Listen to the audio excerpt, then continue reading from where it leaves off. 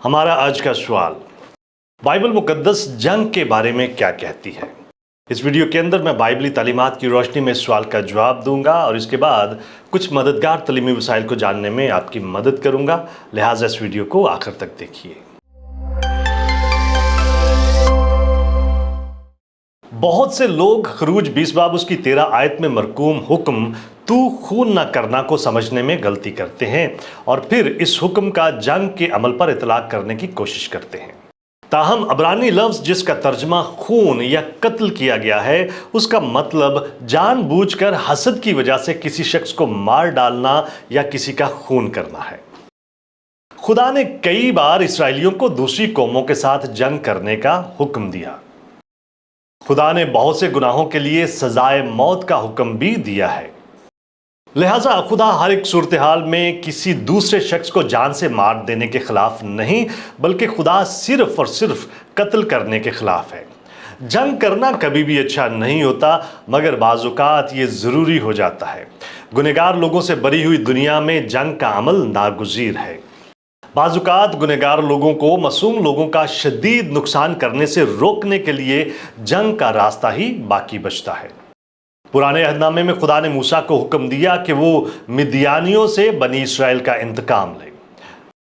इस्तिस्ना 20 बाब उसकी 16 से 17 आयात बयान करती हैं कि पर इन कौमों के शहरों में जिनको खुदावन तेरा खुदा मिरास के तौर पर तुझको देता है, किसी जी नफ्स को जीता ना बचा रखना, बल्कि तू उनको यानी हित्ती और अमूरी और कनानी और फिरजी और हवी और यबूसी कौमों को जैसा खुदावन तेरे खुदा ने तुझको हुक्म दिया है बिल्कुल नीस्त कर देना। पहला शमूएल 15 बाब उसकी 18 आयत भी ऐसा ही बयान पेश करती है।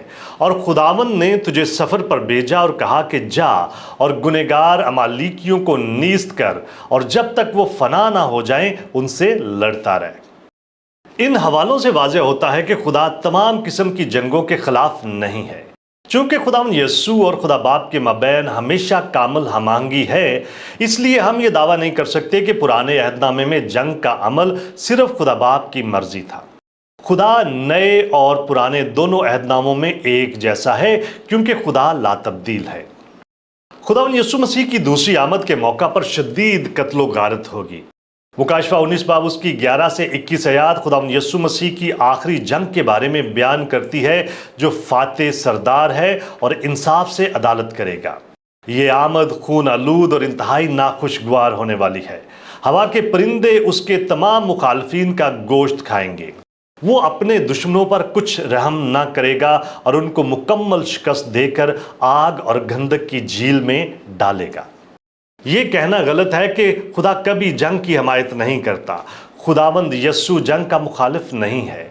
बुरे लोगों से भरी हुई दुनिया में कभी कभार जंग बड़े गुनाहों को रोकने के लिए लाजम हो जाती है। सोचें कि अगर हिटलर को दूसरी जंग अजीम में शिकस्त ना दी जाती तो उसकी तरफ से मजीद कितने लाखों लोगों को कत्ल किया जाना था। अगर अमेरिका में खाना जंगी ना होती तो अफ्रीकी नजाद अमरीकियों को आइंदा कितने सालों तक गुलामों की हैसियत से रहना पड़ सकता था। जंग एक खौफनाक अमल है। कुछ जंगें दूसरी जंगों की निस्बत ज़्यादा मुनसिफाना होती हैं, मगर ये हकीकत है कि जंग हमेशा ही गुनाह के बाइस होती है। इस लिहाज से वाइज 3 बाब उसकी 8 आयत बयान करती है कि मोहब्बत का एक वक्त है और अदावत का एक वक्त है, जंग का एक वक्त है और सुलह का एक वक्त है। गुनाह, नफरत और बदी से भरी हुई दुनिया में जंग एक नागुज़ीर अमल है।